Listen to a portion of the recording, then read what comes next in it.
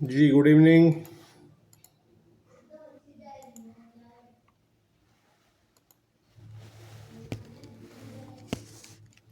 Good evening to all of you.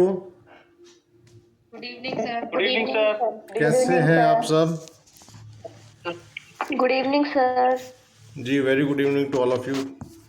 आप सब enjoy कर रहे हैं पढ़ाई को? Yes sir. चलिए बहुत अच्छी बात है।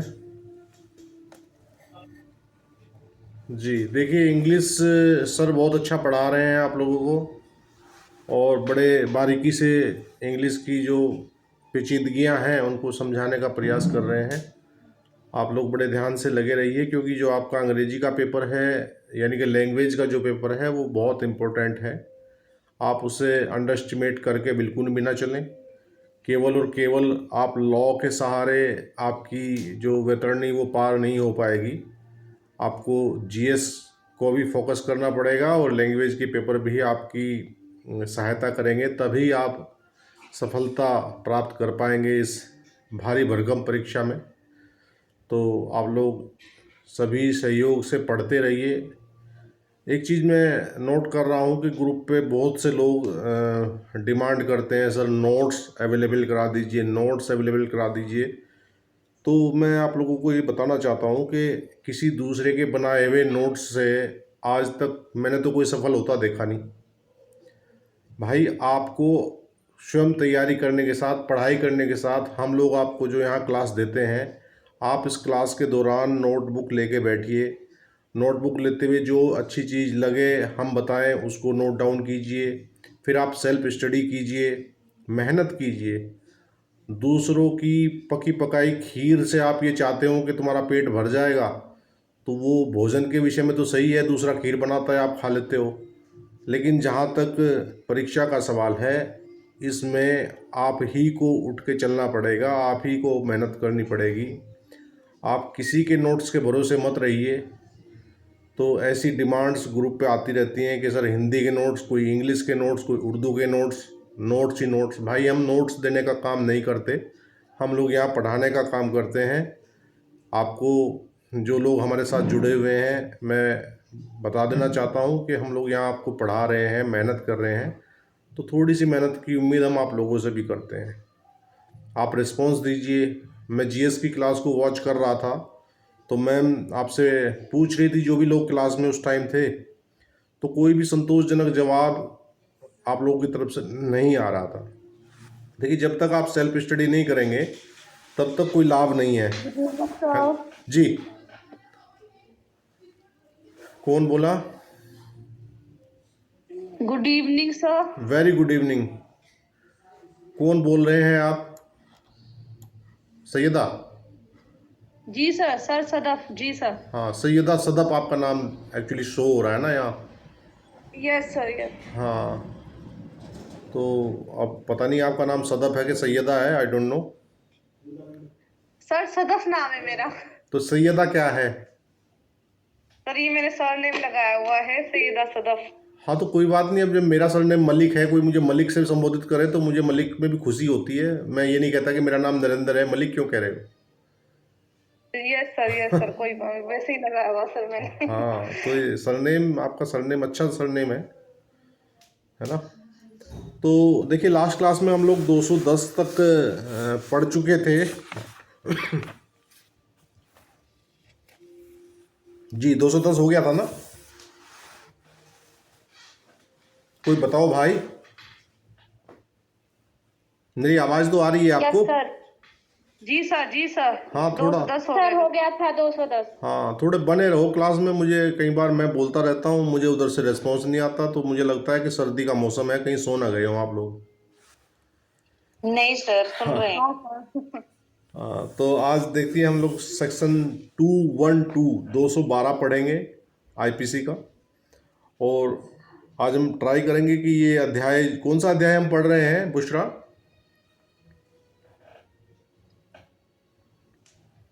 सर भूल गई हूँ। क्या ढूंढ रही है? सर मैं कह रही हूँ भूल गई हूँ यार। याद नहीं है। अच्छा भूल सर गए। चैप्टर 11 है ये सर। हम लोग चैप्टर सर, नंबर 11 पढ़ रहे हैं। 190 यस 11 सर, सर, 11। 191 हाँ। से 229 ए तक। हाँ 11 पढ़ रहे हैं, तो चलिए 212 पढ़ते सर हैं। यूपीएपीओ में बड़ा चैप्टर नेम पूछा था, जी यही वाला यूपीएपीओ एक बार चैप्टर नेम 11 ही, अच्छा 11 का क्या नाम पूछा था, क्या पूछा था? कि चैप्टर 11 में कौन दिया गया है, 4 ऑप्शन में रख दिया था, कोई अच्छा। साक्ष्य है या क्या है। अच्छा आपका शुभ नाम क्या है जो आप बोल रहे हैं? Sir my name is Himani Sharma. Himani Sharma. जी सर। अब बताइए, आपकी आईडी परशुराम भगवान के नाम से आ रही जी है ना? तो कोई बात नहीं। अब मैं तो सोच रहा था कि इसमें कोई जेंट्स छिपे बैठे होंगे पीछे, लेकिन महिला निकल के आई। जी 212 देखते हैं भाई, हार्बरिंग ऑफेंडर। ये कह रहा whenever an offence has been committed, पहली ही लाइन अंडरलाइन कर लीजिए, whenever an offence has been committed whoever harbors or conceals a person whom he knows or has reason to believe to be the offender with the intention of screening him from legal punishment। ये कह रहा है कि जबकि कोई अपराध किया जा चुका हो, तब जो कोई किसी ऐसे व्यक्ति को जिसके बारे में वह जानता हो या विश्वास करने का कारण रखता हो कि वह अपराधी है, वैध दंड से प्रतिच्छादित करने के आशय से संश्रय देगा या छिपाएगा। जी यहां तक कोई दिक्कत समझ आ रहा है पूरा? बिल्कुल सर। तो आगे इसके Yes, फिर sir. पैराग्राफ्स में इन्होंने बांटे हुए हैं।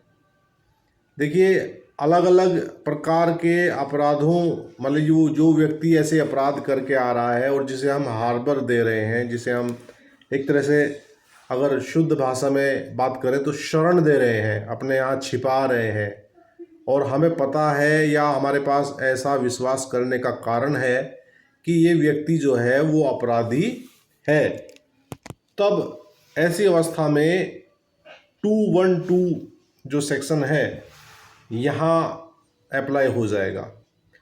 तो पहला जो इसका पैराग्राफ बोल रहा है, if a capital offence.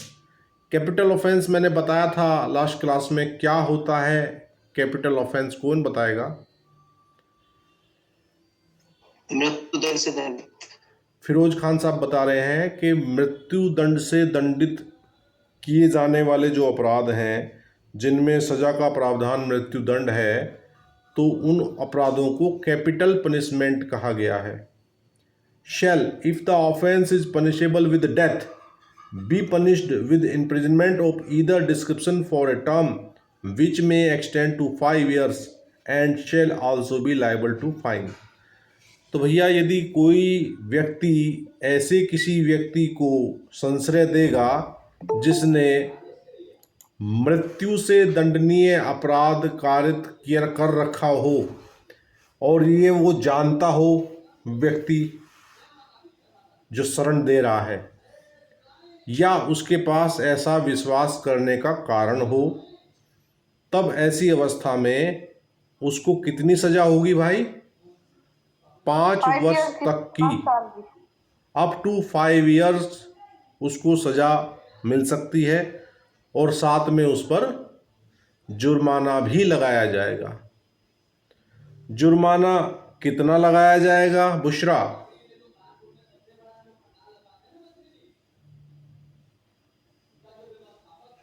Bushra मेरी आवाज़ आ रही है?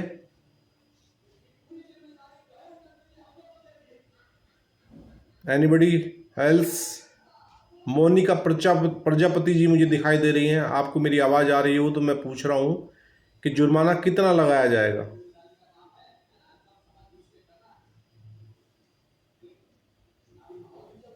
मेरी आवाज़ मेरी आवाज़ नहीं आ रही है क्या आप लोगों को? सर आ रही है। तो फिर मैं तो बाय नेम बोल रहा हूँ, मेरे नाम लेने से भी आप लोग नहीं हिल रहे हो। ऐसे कैसे चलेगा भाई? मैंने मोनिका जी का नाम लिया, बुशरा जी का नाम लिया, सैयदा सदफ बोली है अकेली। हाँ, क्या बताया आपने सदफ जी, आप बताइए। सर जो जुर्माना लगाया हुआ है उसका 1/4 देना पड़ेगा ना उनको? नहीं, कौन सा जुर्माना लगाया हुआ है? सर जो भी मतलब जिसको लेकर के जो जैसे मृत्यु से जो भी अपराध किया हुआ है और मृत्युदंड का उनको वो मिला हुआ है और उनको वो रख रहे हैं अपने मतलब शरण दे रहे हैं, तो उसके एवज में उनको 5 साल की वो, और जितना उनको मृत्यु के लिए वो दिया हुआ था मतलब जुर्माना था, तो उसका 1/4 दिया जाएगा सर। नहीं, अभी अभी उस व्यक्ति जी पे जुर्माना थोड़ी लगाया है। जो जो अपराध करके, देखिए किसी ने कोई मर्डर करके भाग गया तो अभी उसके ऊपर थोड़ी कोर्ट ने कोई जुर्माना या सजा दी है उसे। अभी तो वो भाग रहा है और उस भगोड़े व्यक्ति को आप जो है शरण दे रहे हो अपने पास, ये जानते हुए कि ही इज़ अ मर्डरर, उसने मर्डर किया हुआ है, या तो आप जानते हैं या आपको विश्वास करने का कारण है, तब उस व्यक्ति के बारे में यहाँ बात हो रही है। जो व्यक्ति वैसे व्यक्ति को संशय देगा, जो व्यक्ति मर्डर करके भाग रहा है उसके बारे में यहाँ कोई बात नहीं हो रही है सजा की। यहाँ जो बात हो रही है उस व्यक्ति के बारे। जी मेरा मेरा सिर्फ माइंड हो ही गया सर शायद। कोई बात नहीं, कोई बात नहीं, मैं बताता हूँ। तो कोर्ट की विवेकीय शक्ति होगी कितना जुर्माना करो अधिरोपित करे। जी सर कोर्ट की विवेकीय शक्ति होगी कितना जुर्माना करो अधिरोपित करे। हाँ, देखिए चूंकि यहाँ जुर्माना की कोई रकम नहीं खोली हुई है, तब ऐसी अवस्था में जहाँ जुर्माने की कोई रकम नहीं खोली होती तो कौन सी धारा अप्लाई हो जाती है फिर आईपीसी की? एनू। जी सर 53 सॉरी वो 63 सर 63 जी।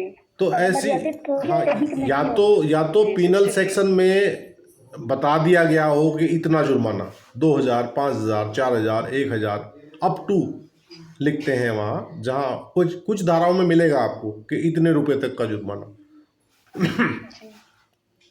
और जहाँ जुर्माना नहीं बताया है, एक्ट जहाँ मम कीप मम है, चुप है, जैसे कि इस धारा में ही ये बताया है कि 5 वर्ष तक की तो सजा हो सकेगी और जुर्माने से भी दंडनीय होगा। तो यहाँ जुर्माने की कोई धनराशि कानून बनाने वालों ने नहीं लिखी हुई है।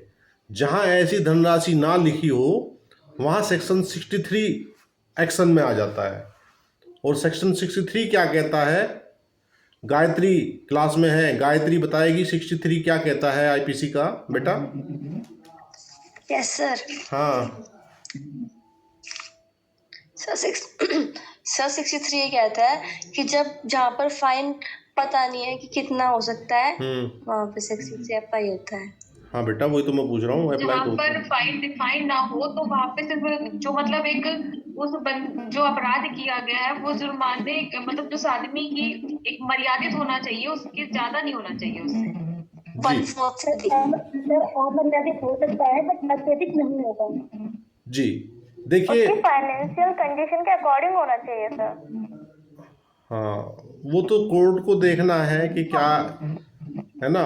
वहाँ 63 में ये बताया गया है कि अनलिमिटेड है पावर कोर्ट को, लेकिन शुड नॉट बी एक्सेसिव।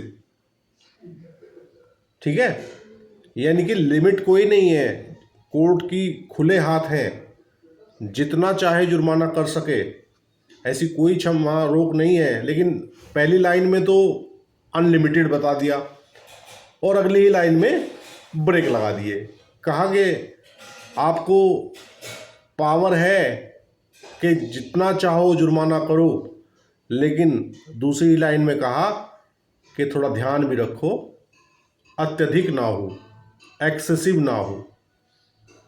समझ आ गया? जैसे मैडम आपको बता रही थी अभी पिछली क्लास में एविडेंस की, कि जब आप जज बन जाओगे तो आपको बैलेंस करके चलना है। ठीक है, आपके हाथ में अगर कोई पावर दे दी तो इसका मतलब ये नहीं है कि आपको बिल्कुल तलवार चलानी है बैठ के वहाँ। ठीक है, क्लियर हो गया आपको? जी सर जी सर। आपको ध्यान में रखना है कि भाई इतना जुर्माना जो एक मतलब कि परिस्थितियों के अनुसार युक्ति युक्त तर्क संगत हो। ठीक है भाई, सेकंड जो इसका 212 का जो तीसरा पैराग्राफ है वो कह रहा है if punishable with imprisonment for life or with imprisonment, and if the offence is punishable with imprisonment for life or with imprisonment which may extend to 10 years shall be punished with imprisonment of either description for a term which may extend to 3 years and shall also be liable to fine। तो पिछले वाले paragraph में तो 5 साल की सजा का प्रावधान था और इस पैराग्राफ में 3 वर्ष तक की सजा का प्रावधान है। Is that clear my dear? जी सर। Yes sir. जी। अब जो इसका 4th पैराग्राफ है 212 का वो कह रहा है कि and if the offence is punishable with imprisonment which may extend to 1 year।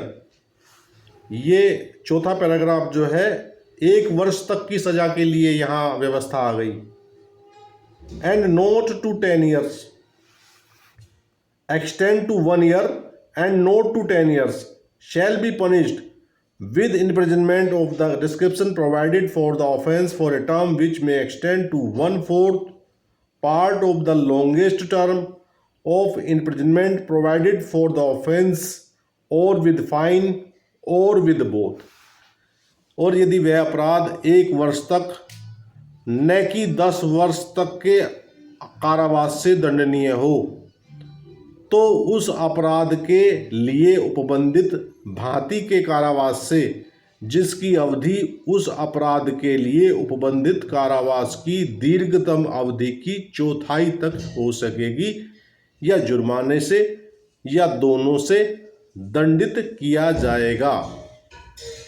क्या समझे भाई? जी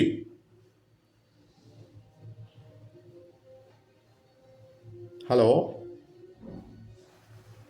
सर जो पनिशमेंट होगा जी सर उसका 1/4 हाँ सर इसमें ऑल ओवर जितना भी पनिशमेंट होगा उसका 1/4 हाँ दिया जाएगा। जी जी जी जी हाँ सर जी इसमें ये कह रहे हैं जी कि जो अपराध जिस अपराधी को हम संशय दे रहे हैं जी उसने 1 वर्ष तक की हम्म अवधि के कारावास के दंडनीय अपराध किया हो, ना कि 10 वर्ष तक के कारावास के, और उसे हम संशय दे रहे हैं तो हमें दीर्घतम अवधि के 1/4 तक किसी का कारावास और जुर्माना ये दंड हो सकता है। जी। और कोई साथी इस पे कुछ लाइट डालने की कोशिश करे? और नहीं याद माना है जी और नहीं या जुर्माना है हाँ या दोनों। देखियो इसमें खाली जुर्माना भी हो सकता है या दोनों से, ठीक है। 1/4 तक की सजा भी हो सकती है या केवल फाइन भी हो सकता है या दोनों भी हो सकते हैं। यहाँ आपके पास जो है कैसे इसमें विकल्प ज़्यादा खुल गए, इसमें केवल फाइन करके भी छोड़ा जा सकता है। Is that clear? जी सर। जी जी। अब इसका 5वां जो पैराग्राफ है वो बात कर रहा है offence in this section includes any act committed at any place out of India which if committed in India would be punishable under any of the following sections, namely 302 से शुरू होके 460 तक के ये सेक्शन है। इनको आप पढ़ लेना है कि कौन कौन से सेक्शन की बात हो रही है। And every such act shell for the purposes of this section be deemed to be punishable as if the accused person had been guilty of it in India। तो यहाँ अपराध के बारे में ये बात कर रहा है कि इन धाराओं से संबंधित जो बात इन धाराओं में अपराध बताई गई है, यदि इनको वो बाहर कर रहा है, भारत से बाहर कर रहा है, तब कैसा माना जाएगा? ऐसा माना जाएगा कि उस व्यक्ति ने वो अपराध, मान लीजिए कोई अपराध इनमें से भारत की सीमाओं के परे किया है, उसने बाहर किया है, ठीक है ना।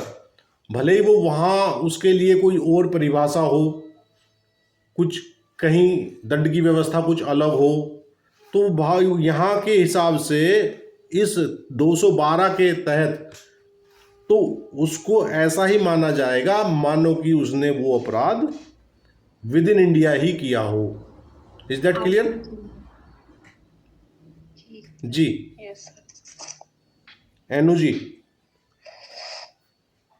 Yes sir. जी सर। किसी को समझ ना आया सर होगा? लेकिन इसमें हाँ बताइए। सर इसमें फिर जो दंड दिया जाएगा जो वो कितने टाइम का है, वो तो इसमें डिफाइंड नहीं है। देखिए वो दंड तो फिर इन धाराओं के हिसाब से चलेगा ना। जी जी जी ठीक है। ये तो ये सेक्शन में दंड दिए हुए हैं ना। अकॉर्डिंग दंड होगा ना। वो तो मतलब 302 है तो फिर वो आजीवन मृत्यु दंड वाले में जाएगा। Is that? यस सर, जितने भी सेक्शन दिए गए हैं उसके अकॉर्डिंग होंगे ना भाई दंड। सेक्शन दिए हुए हैं तो उनकी पेनल्टी भी तो सेक्शन में दी हुई है, उसके हिसाब से यहाँ के। सर मैं भी तो हाँ उसके हिसाब से यहाँ के पैराग्राफ के हिसाब से सेट हो जाएगा आके कि अगर मृत्यु दंड वाला मामला है तो वो पहले वाले इसमें चला जाएगा और वो आजीवन कारावास वाला है तो सेकंड में चला जाएगा। Is that clear? Yes sir. अब एक्सेप्शन देखिए 212 का एक्सेप्शन क्या कह रहा है। ये कह रहा है कि इस उपबंध का विस्तार किसी ऐसे मामले पर नहीं है जिसमें अपराधी को संश्रय देना या छिपाना उसके पति या पत्नी द्वारा किया गया हो। कहाँ समझे भाई? सर ये एक्सेप्शन है, अगर एक पत्नी अपने श्रेय देती है तो उस पर ये आईपीसी लागू नहीं होगी सर। वो आईपीसी के अंतर्गत उसको अपराध की श्रेणी में नहीं माना जाएगा। नहीं सर, वाई सेक्शन लागू नहीं होगा। हाँ ये लागू नहीं होगा उस पे। ये धारा लागू नहीं होगी। यानी सर अगर कोई बीवी अपने पति को घर में रख रही है तो उसका ये मतलब नहीं हुआ कि उसने उसको शरण दी है। हाँ संशय की अपराधी नहीं होगी वो। ये सारा श्रेय तुम बीवी को ही क्यों दे रहे हो? पति को भी तो है। सब दोनों आते हैं, पति हाँ। भी अपनी वाइफ को ले सकता है संशय। दोनों के लिए। जब वाइफ बैक को संश्रय देती है तो 12 अप्लाई नहीं होगी। और 216 का भी यही एक्सेप्शन है सर। जी जी जी बिल्कुल बिल्कुल बिल्कुल बिल्कुल यही है। हाँ देखिए पति पत्नी का जो रिश्ता है ना वो दो जिस्म एक जान माना गया है उनको, तो वहाँ यहाँ उनको छूट दी गई है कि भाई वो तो बेचारे एक दूसरे को हेल्प करेंगे, है ना। तो कानून भी नरम निगाह रखे हुए है उनके प्रति। इसका इलस्ट्रेशन पढ़े हैं। ये कह रहा है A knowing that B has committed dacoity knowingly conceals B in order to screen him from legal punishment. Here A as B is liable to imprisonment for life. A is liable to imprisonment for either discretion for a term not exceeding 3 years and is also liable to fine. क्या यह जानते हुए कि खे ने डकैती की है, खे को वैध दंड से प्रतिच्छादित करने के लिए जानते हुए छिपा लेता है, यहाँ खे आजीवन कारावास से दंडनीय है और कै 3 वर्ष से अनधिक अवधि के लिए दोनों में से किसी भांति के कारावास से दंडनीय है और जुर्माने से भी दंडनीय है। ठीक है भाई? जी सर। 212 क्लियर हो गया? किसी को कोई डाउट, किसी किस्म की कोई बात समस्या ना समझ आ रहा हो कुछ? क्लियर है? आगे बढ़े। एक बार जो ये वाला ना, यदि वे एक अपराध 1 वर्ष तक और न कि 10 वर्ष के कारावास से दंडनीय हो, सर इस लाइन का मतलब एक बार बता दीजिए।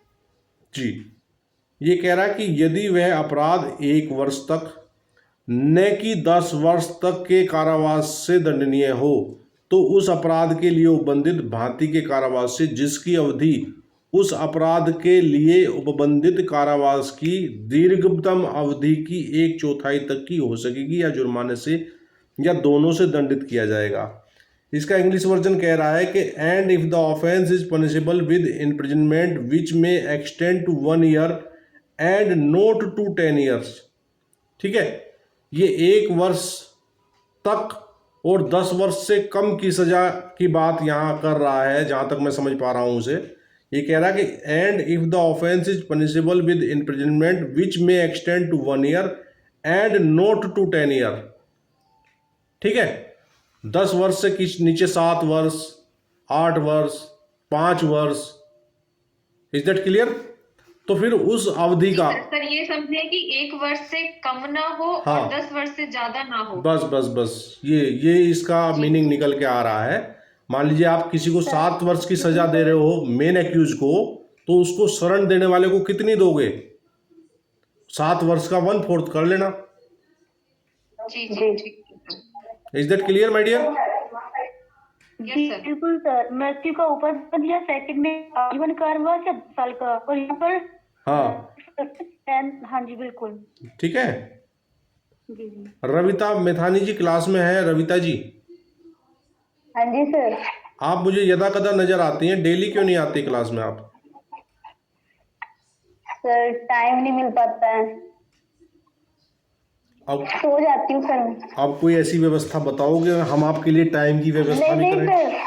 नहीं सर, आपका टाइम ठीक है सर, बट मैं ही जल्दी सो जाती हूँ। सुबह को सर बेबी स्कूल जाता है तो उसके काम वाम में लग जाती है, तो सर नहीं पार्टिसिपेट कर पाती हूँ। नहीं, इतना तो लेट भी हम क्लास नहीं करते। 9 से 9:30 पौने 10 तक क्लास ओवर हो जाती है। और फिर सुबह जल्दी उठते हो तो फिर फरत मैडम की क्लास लिया करो। जी सर, वहाँ पे ना सर गांव में नेटवर्क प्रॉब्लम आती है सर। अच्छा, आप गांव से बिलोंग करते हैं? हाँ जी सर। कौन सा गांव? सर तरड़ी बुजुर्ग के पास है, गंगदासपुर जट। गंगदासपुर जट? जी सर। जाट भी रहते हैं उसमें? हाँ जी सर। हाँ, मैंने कहा गांव के नाम में जट लगा हुआ है ना। हाँ जी सर, जाट है वहाँ पे। अच्छा अच्छा अच्छा। हाँ, अधिकतर जिन गांवों के नाम के साथ जट शब्द जुड़ा होता है तो ये मतलब उसकी संभावना बढ़ जाती है कि यहाँ जाट रहते होंगे। हाँ जी सर। जी, तो 212 आप क्लियर हो गया भाई? किसी को कोई शंका किसी प्रकार की? जी सर। चलिए, बहुत अच्छी बात है। अब ये जो 213 वाला सेक्शन है, ये आप स्वयं देख लीजिए। इसमें सिर्फ वो इतनी बात कह रहा है कि अपराधी को दंड से प्रतिच्छादित करने के लिए यदि कोई उपहार लेगा तो। Is that clear? Yes sir. ऐसे कोई सीन याद आ रहा है किसी फिल्म का आपको?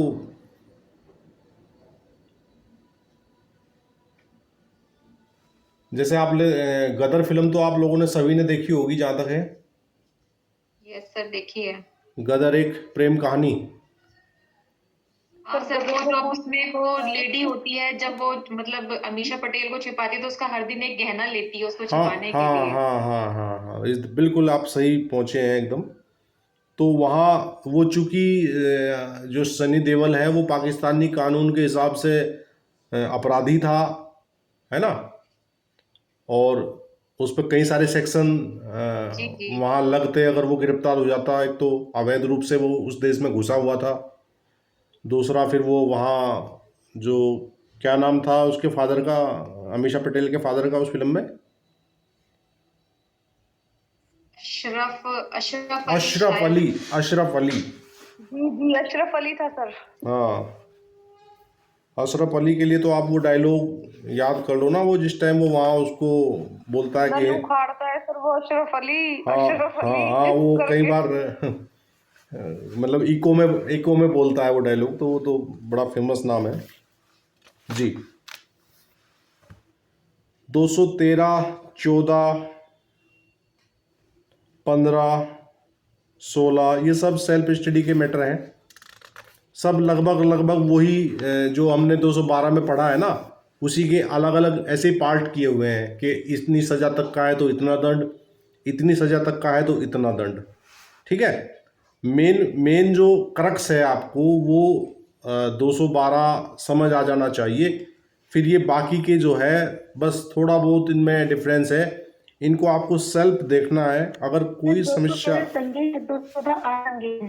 जी 213 संज्ञेय ऑफेंस है, 214 असंज्ञेय है, यही क्वेश्चन बनता है। जी जी जी जी जी जी ठीक है। और इसमें 216A देख लीजिए। ए कह रहा है लुटेरों या डाकुओं को संश्रय देने के लिए शास्ति। लुटेरों और डाकुओं को क्या अंतर होता है लुटेरे और डाकू में? लुटेरा सिंगल होता है सर, और डाकू 5 और 5 से ज्यादा। लुटेरे तो अनेक भी हो सकते हैं सर। सर लुटेरे लूट वाले, डाकू डकैती वाले। हाँ, ये तो आपने बहुत अच्छा बताया भाई। जिनकी सर इंग्लिश में है ना रॉबर्ट लूट जिन डकैती में 5 और 5 से ज्यादा। लूट कहीं भी हो सकती है और डकैती सिर्फ घर में या 4 दीवारी में होगी। Is that so? ऐसा है? लूट तो ओपन, मतलब रास्ते में जा रहे हैं वहां पे भी रोक के लूट सकते हैं, लेकिन डकैती तो जब तिजोरी या कौन साहब बोल रहे हैं? मुझे दिखाई नहीं दे रहा। कौन साहब बोल रहे हैं? संदीप पवार सर। संदीप पवार जी। हाँ, पवार साहब। अच्छा, संदीप पवार। संदीप पवार जी से कौन लोग सहमत हैं? संदीप पवार जी का कहना है कि डकैती तो सर केवल संख्या के आधार पर लूट और डकैती में अंतर किया जाता है। जी जी जी जी जी। सर संख्या के आधार पर लूट और देखिए, जब लुटेरों की संख्या 5 या 5 से अधिक हो जाए तो वो लूट डकैती बन जाती है। ठीक है जी सर जी। हाँ, तो जो डकैत होते हैं वो भी बेसिकली लुटेरे ही होते हैं, बस संख्या बल जैसे ही बढ़ी उनकी वो हो जाते हैं डाकू। बस संदीप जी, इस चीज को अंतर रखो आप। 4 दीवारी, घर के अंदर, घर के बाहर, इससे मतलब नहीं है कि सर अगर लुटेरों की संख्या 5 या 5 से अधिक हो गई तो वो लोग डकैत हो गए, बस। ठीक है ना? हाँ, तो ये जब ये आपका जो चैप्टर नंबर 17 पढ़ेंगे, 17 में विस्तार पूर्वक पढ़ेंगे। चोरी, डकैती, उद्यापन, लूट, ये सारा व्यवस्था वहाँ मिलेगी। ठीक है? तो यहाँ 216A कह रहा है, पेनल्टी फॉर हार्बरिंग रॉबर्स और dacoits whoever knowing or having reason to believe that any persons are about to commit or have recently committed robbery or dacoity harbors them or any of them with the intention of facilitating the commission of such robbery or dacoity or of screening them or any of them from punishment shall be punished with rigorous imprisonment for a term which may extend to 7 years and shall also be liable to fine। ठीक है? इसका explanation कह रहा है, for the purposes of this section it is immaterial whether the robbery or dacoity is intended to be committed or has been committed within or without India. इसका exception कह रहा है, this provision does not extend to the case in which the harbour is by the husband or wife of the offender. देखिए, पति पत्नी को यहाँ भी छूट दे दी गई है। और ये कह रहा है कि जो कोई ये जानते हुए या विश्वास करने का कारण रखते हुए कि कोई व्यक्ति लूट या डकैती हाल ही में करने वाले हैं, यानी कि वो तैयारी में है अभी, या हाल ही में लूट या डकैती कर चुके हैं, ठीक है, उनको या उनमें से किसी को ऐसी लूट या डकैती का किया जाना शुकर बनाने के या उनको या उनमें से किसी को दंड से प्रतिच्छादित करने के आशय से संशय देगा, वह कठिन कारावास से, जिसकी अवधि 7 वर्ष तक की हो सकेगी, दंडित किया जाएगा और जुर्माने से भी दंडनीय होगा। इसका स्पष्टीकरण कह रहा है कि इस धारा के प्रयोजनों के लिए यह तत्वहीन है कि लूट या डकैती भारत में करनी आशित है या की जा चुकी है या भारत से बाहर।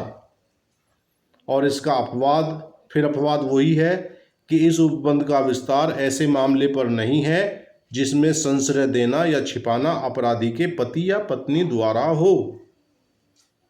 Is that clear? Yes sir. क्या अंतर महसूस किया आपने इस धारा में और अन्य धाराओं में?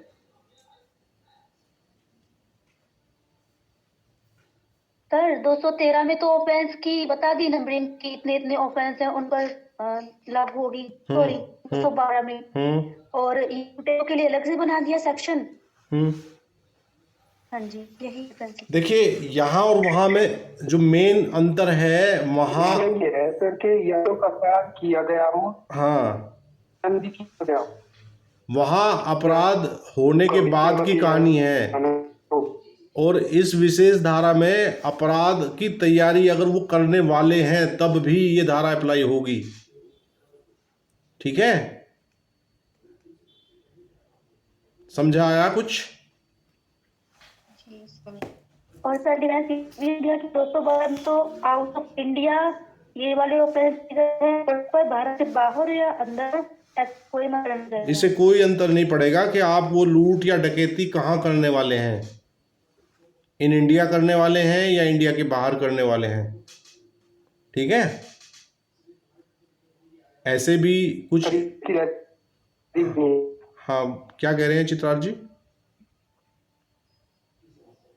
मैं ये कह रहा हूँ सर, इसमें तैयारी भी दंडनीय है, पिछली सेक्शनों में तैयारी नहीं। हाँ हाँ हाँ, बिल्कुल बिल्कुल बिल्कुल। देखिए, इन अपराधों की तैयारी भी दंडनीय है ना। जब हम आगे इनको पढ़ेंगे तो इनका संश्रय भी फिर दंडनीय है, तैयारी वाला संश्रय भी दंडनीय हो गया। ठीक है, तो लूट या डकैती भारत में या भारत के बाहर हो रही है, उससे कोई फर्क नहीं पड़ने जा रहा, सेम स्थिति रहेगी। भाई आप, ऐसा भी तो हो सकता है ना कि रिमोट में कुछ ऐसे एरिया भी हैं जहाँ बॉर्डर्स लगे हुए हैं, तो आप इंडिया जैसे बांग्लादेश है और पाकिस्तान है, हमारे नेबरिंग कंट्री कौन कौन से हैं जिससे हमारी सीमा लगी हुई है भाई? सर अफगानिस्तान है, पाकिस्तान है, नेपाल है, भूटान है, म्यांमार है और बांग्लादेश। सर पाकिस्तान, अफगानिस्तान, नेपाल, भूटान, म्यांमार, बांग्लादेश और चीन भी है। चाइना भी है। श्रीलंका से हमारी है सर 8। श्रीलंका, पाकिस्तान, अफगानिस्तान, भूटान, नेपाल, म्यांमार, बांग्लादेश। इधर से घूम करके पाकिस्तान से अफगानिस्तान, चीन, नेपाल, भूटान, म्यांमार और बांग्लादेश में। भाई वाह, आपने तो अराउंड द इंडिया घुमा दिया हमें थोड़ी देर में ही। धन्यवाद आपका। श्रीलंका भी तो है सर। श्रीलंका से हमारी भू सीमा नहीं लगती ना। श्रीलंका जाने के लिए अगर तट पर है, पे भारत में है ये। श्रीलंका से अगर भू सीमा लगी होती तो श्री राम सेतु बनाने की आवश्यकता क्या थी रामचंद्र जी को? Yes sir. फिर तो ऐसे ही चले जाते ना, पैदल पैदल। तो बीच में समुद्री सीमा, वहां समुद्री सीमा है। और भारत की किस देश के साथ सबसे लंबी सीमा लगती है? सर बांग्लादेश के साथ। बांग्लादेश 4300 कुछ है सर, 392 है या मतलब अराउंड 4000 के पास है सर जी। ये सवाल HGS के GS पोर्शन में पूछा गया सवाल है। और किस स्टेट की जलीय सीमा सबसे लंबी है भारत में? गुजरात की। हाँ, गुजरात। ये दोनों सवाल पूछे जा चुके हैं एग्जाम में HGS के। ठीक है ना, जलीय सीमा पे सवाल आया था तो गुजरात उसका सही जवाब है। और भू सीमा जो है हमारी बांग्लादेश से लगी हुई है सबसे लंबी। हालांकि ये कई लोगों को कंफ्यूजिंग सा लगता है, लेकिन जब उन्हें ये बताते हैं कि भाई वो भारत उसके चारों तरफ फैला हुआ है, इस वजह से सीमा ज़्यादा लंबी हो गई है ना। तो चलिए, बहुत अच्छे जवाब दिया आपने, बहुत बढ़िया। अब इसके बाद भाई आ जाइए, ये कह रहा है 221 और 222 देख लीजिए, इसके भी कई बार केस आते हैं। 221 कह रहा है intentional omission to apprehend on the part of public servant bound to apprehend. Intentional omission word हम तो सब समझते हैं कि ओमिशन क्या होता है। कौन बताएगा ओमिशन? लोप करना जी, लोप करना। हाँ, लोप करना। वो मैंने इंग्लिश बोली, आप लोगों ने हिंदी बता दी। मैं इनकी हिंदी थोड़ी पूछ रहा हूँ, मैं पूछ रहा हूँ कि ओमिशन होता क्या है। सर जी, किसी काम हेलो सर, 206 में दिया हुआ है धारा 212, धारा 216। और धारा 216 क में संशय की परिभाषा, ये भारतीय दंड संहिता संशोधन अधिनियम 1942 की धारा 3 द्वारा निर्देशित। हाँ सर, ये समझा दीजिए। अरे वो तो संशय की परिभाषा थी, वो यहाँ से निरसित करके 52 क में लगा दी उन्होंने ले जाके। लोप की डेफिनेशन सर 33 में दे रखी है, और ये लीगल दो तरीके से हो सकता है सर। कैसे कैसे सर जैसे कोई लीगली काम उसका ना करके और जी सर तरीके से करके लोप कर, आप जैसे 36 में एग्जाम्पल। हाँ देखिए, लोप करना, ये लोप जो है वो अपोजिट वर्ड है एक्ट का। यस सर, जानबूझकर मतलब जो काम करना है उसको जानबूझ करके नहीं करते लोग में आता है सर ये मतलब। भाई मान लीजिए जैसे घर वाले आप पे भरोसा करके आपको किताबें दिला रहे हैं, पेन कॉपी दिला रहे हैं कि बच्चा पढ़ेगा, है ना? हाँ जी सर। हाँ और बच्चा पढ़ नहीं रहा, कमरा बंद करके नेटफ्लिक्स पे मूवी देख रहा है, जानबूझ, यस सर, तो वो लोप कर रहा है। Is that clear? तो यहाँ 221 में कह रहा है intentional omission to apprehend on the part of public servant bound to apprehend. ये कह रहा है कि पकड़ने के लिए आबद्ध लोक सेवक द्वारा पकड़ने का सासे लोप। सीधा सीधा ये मानिए आप कि एक्चुअली ये पुलिस का एग्जाम्पल लेके चलिए कि पुलिस जो है किसी अपराधी को पकड़ने के लिए आबद्ध है, नहीं है? जी सर है। और वो उसे पकड़ने की बजाय क्या करे? बोला निकल ले पतली गली से, उसे छोड़ दे, जानबूझ के ना पकड़े। हाँ, तो 221 के अंतर्गत आएगा। देखिए, अक्सर जब पुलिस की कस्टडी से कोई अपराधी भाग जाता है ना, तब ये 221-22 एक्शन में आते हैं। ठीक है, आप लोगों ने कई बार सुना होगा कि अपराधी वो हवालात तोड़ के फरार हो गया, है ना? जी सर। हथकड़ी उसने रेल में लेके जा रहे थे पुलिस वालों को चाय पिलाई, चाय में अपना कुछ नशीला बिस्कुट खिला दिया, वो तो आराम से चित हो गए, वो निकल लिया वहाँ से। तो यहाँ ये कह रहा है whoever being a public servant legally bound as such public servant to apprehend or to keep in confinement any person charged with or liable to be apprehended for an offence intentionally omits to apprehend such person or intentionally suffers such person to escape or intentionally aids such person in escaping or attempting to escape from such confinement shall be punished as follows, that is to say। ये कह रहा है कि जो कोई ऐसा लोक सेवक होते हुए जो किसी अपराध के लिए आरोपित या पकड़े जाने के दायित्व के अधीन किसी व्यक्ति को पकड़ने या परिरोध में रखने के लिए सेवक के नाते वैध रूप से आबद्ध है, ऐसे व्यक्ति को पकड़ने का सासे लोप करेगा या ऐसे परिरोध में से ऐसे व्यक्ति का निकल भागना सासे सहन करेगा या ऐसे व्यक्ति के निकल भागने में या निकल भागने के लिए प्रयत्न करने में सासे मदद करेगा, वह निम्नलिखित रूप में दंडित किया जाएगा। कैसे कैसे? तो ये कह रहा है कि with imprisonment of either description for a term which may extend to 7 years with or without fine if the person in confinement or who ought to have been apprehended was charged with or liable to be apprehended for an offence punishable with death। फिर वही कहानी शुरू हो गई यहाँ कि पहला जो पैराग्राफ इसका यहाँ आया है, इसके बाद इसने कहा है कि अगर मृत्यु दंड से दंडनीय अपराध का अपराधी था तो क्या होगा? 7 साल तक की सजा। ठीक है, हाँ।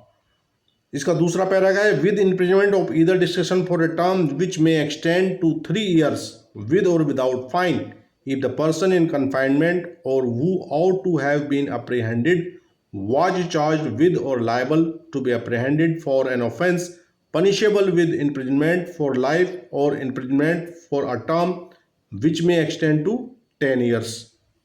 ठीक है, तो यदि 10 साल तक की सजा का मामला है तो उसे 3 साल तक की सजा वहां दी जाएगी।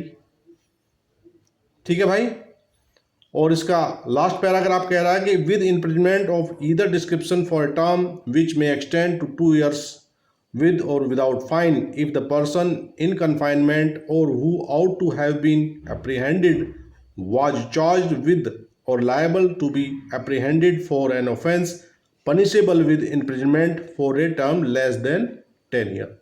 और अगर 10 वर्ष से कम की सज़ा का मामला है तो फिर उसको यहाँ कितनी सज़ा दी जाएगी? 2 साल तक की सज़ा दी जाएगी। 2 साल की। ठीक है भाई, क्लियर हुआ? 221 जी सर। 222 भी सेम कुछ ऐसा ही है, यहाँ और वहाँ में अंतर पढ़ लीजिए, समझ लीजिए एक बार।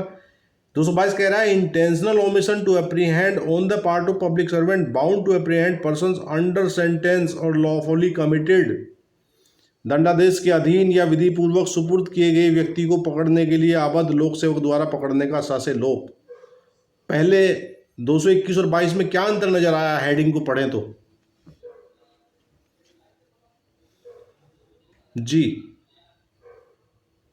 कोई सज्जन इस पे प्रकाश डाले।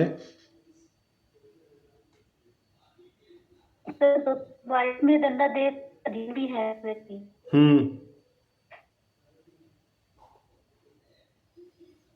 और वहाँ 221 का दंडादेश 222 में दिया हुआ है। देखिए 22 में सर ये हाँ चित्रांत जी, आपकी आवाज कट के आ रही है मुझे।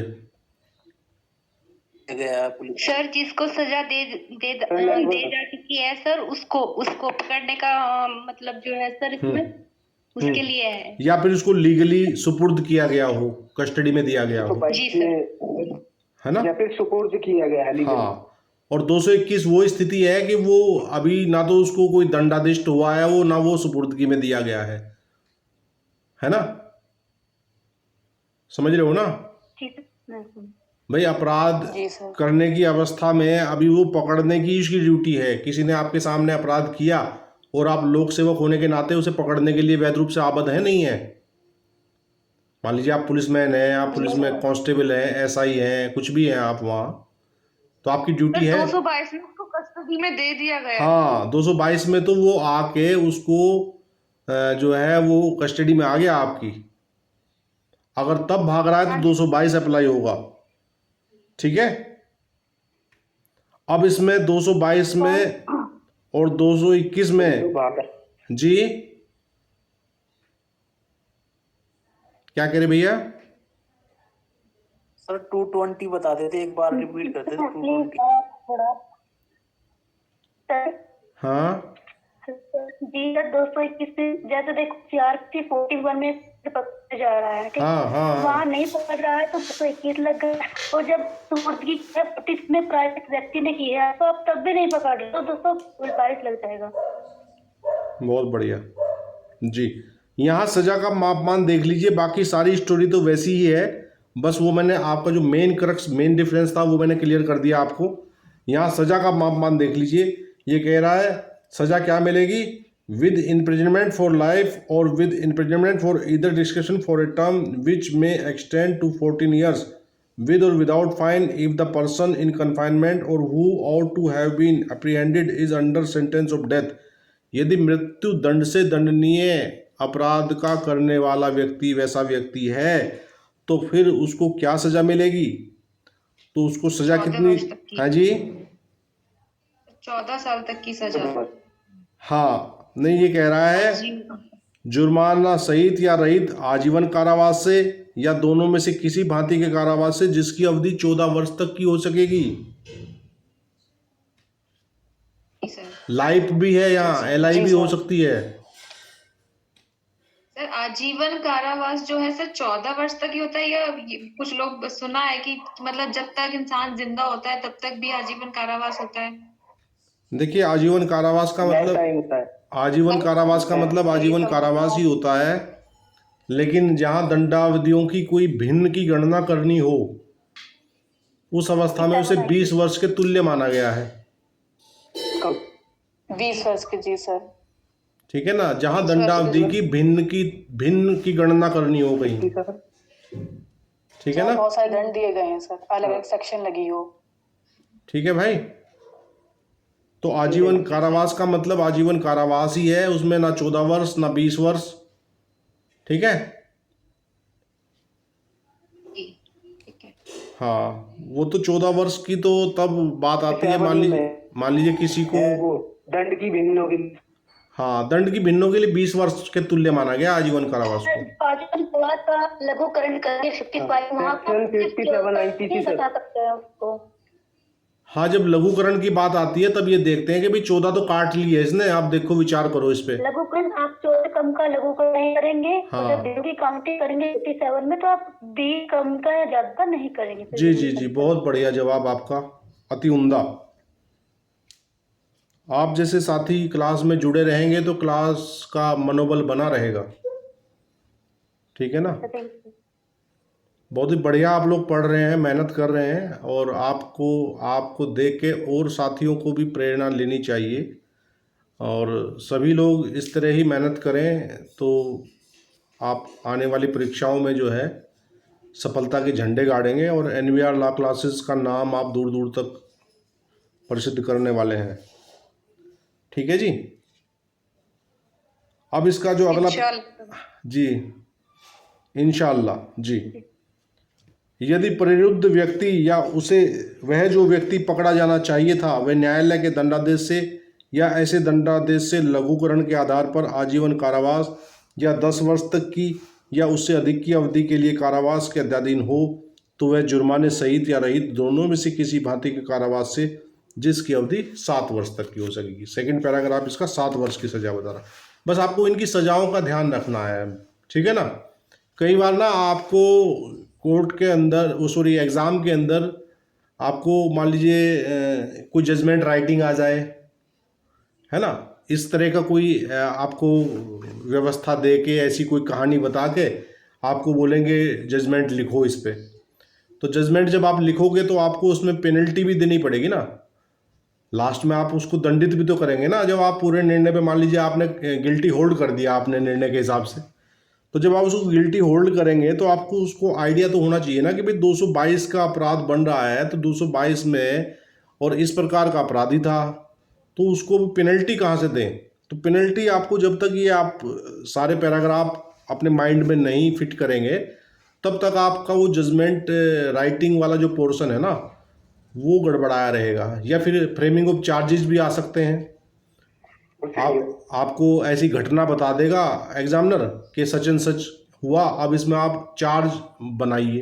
तो फिर चार्ज आप 221 और 22 में अंतर आपको पता होगा, तभी आप वैसी स्थिति में 222 का अगर मामला आपको दिख रहा है कि भाई वो या तो दंडादेश था या फिर वो सुपुर्दगी में था, 2 अवस्थाएं ना, और 221 में इनसे पहली अवस्था है जब वो अपराध करके ही भाग रहा था, तब तक वो कोर्ट के सामने नहीं गया था। भाई किसी अपराधी को पकड़ के पुलिस कहाँ ले जाती है? कोर्ट में ले जाती है, न्यायालय के समक्ष, है ना। और न्यायालय के समक्ष ले जाने के बाद क्या होता है, उसे न्यायालय अभिरक्षा में भेज देता है, जिसे रिमांड बोलते हैं। रिमांड शब्द आप तो सुना ही होगा सबने। जी सर, सुना है रिमांड। कितने प्रकार का रिमांड होता है? सर 2 प्रकार का। 2 प्रकार का ही होता है सर। कौन कौन सा होता है? एक 15 दिन का सर, हाँ 3 पुलिस और जुडिशियल कस्टडी। हाँ भारती जी, हाँ बिल्कुल आपका सही जवाब है। उसको JCR और PCR बोलते हैं, जी sir. Judicial custody remand and police custody remand. जी पुलिस कस्टडी रिमांड, हाँ पुलिस कस्टडी सर। क्या कह रहे हैं भैया? जुडिशियल, आपकी आवाज कट रही है चित्रा जी। कह रहा हूँ सर, एक पुलिस कस्टडी रिमांड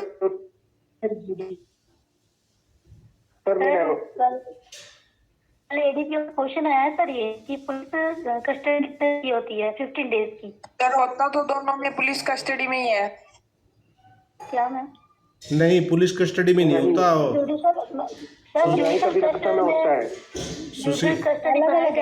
सुशीला जी बोल रही है कि दोनों में तो पाया जा सकती है, 2 साल से कम वाला है फिर वहाँ पे 60 दिन के लिए कस्टडी बढ़ा सकते हैं, लेकिन कस्टडी 15 डेज ही मिलेगी और कार्यपालक में 7 दिन के लिए कस्टडी दे सकता है।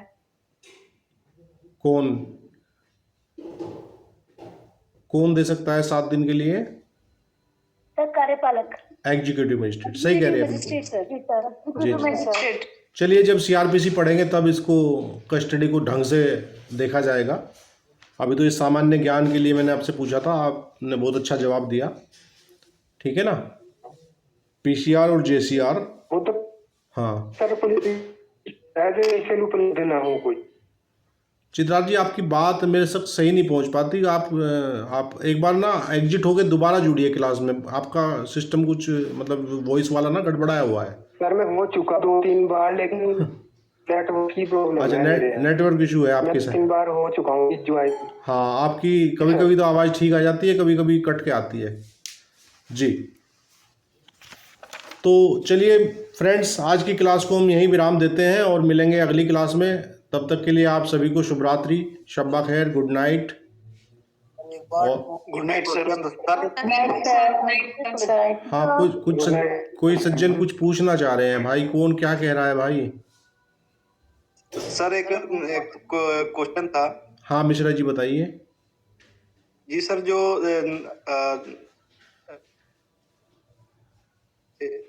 रिमांड देने का पावर वो जो मजिस्ट्रेटों को रहता है, क्या उनको बेल देने का भी पावर रहता है?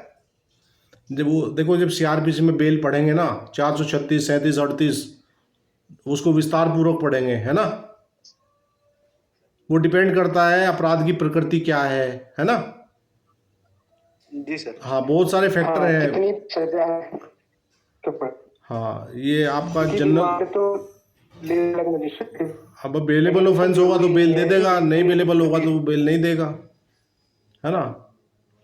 तो वो तो फिर बेल की जो आपका जो ऑफेंस है उसकी नेचर पे डिपेंड करता है, किस नेचर का ऑफेंस है, क्या स्थितियां हैं, परिस्थितियां हैं, है ना। वो जब बेल पढ़ेंगे ना सीआरपीसी में, तब पढ़ेंगे पूरे मनोयोग के साथ। चलिए, सभी को शुभ रात्रि, again good night. Thank you sir, thank you. Okay, welcome.